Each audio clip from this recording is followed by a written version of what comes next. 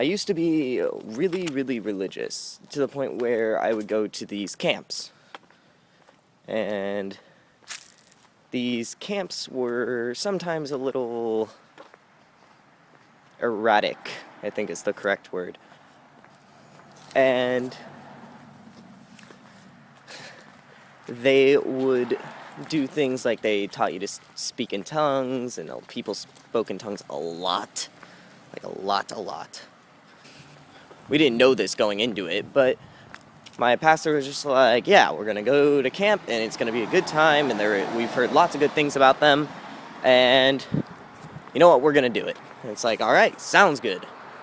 So we all pack into a car and drive 2 hours to this camp, and we're like, okay, which cabin are we staying in? And like, I only see 4. He's like, actually, what we have to do is we have to walk down the hill. It's about 2 miles, and our cabins are down there. So we walk 2 miles down to our cabins, and our cabin is about, cut our classroom in half and then cut it in half again. Like, one of those quarters is the size of our cabin. The cabins that like Jason Voorhees comes to and murders people at. And then they tell us, oh no, we're getting 5 other people. Okay, so we don't know the 5 people. We know they're from another church, and we know they're from a less well-off community. But that's about it. And then we find out that once they get there, there are 5 Mexicans from downtown Sac. Let's not make any rash judgments. And then one of the first things one of them says to me is, yo man, check this out. And he pulls up his pant leg, and it's a tracking bracelet, because he is currently on trial. So I was one of them.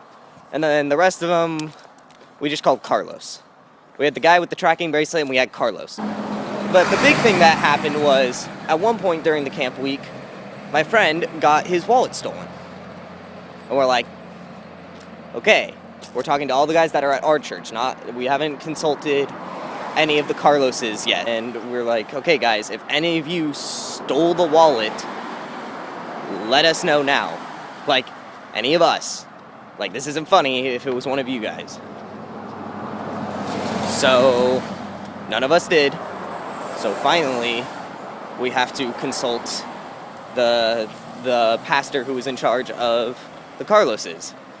So we go up to him, we're very polite, we're like, hey, we're not trying to like start anything here, but our friend had his wallet stolen, and we've talked to all of our kids, so we just want to, and without another thought, he just goes, okay, who took it? And then one of the Carloses just throws him his wallet. And we sit there and we go, really?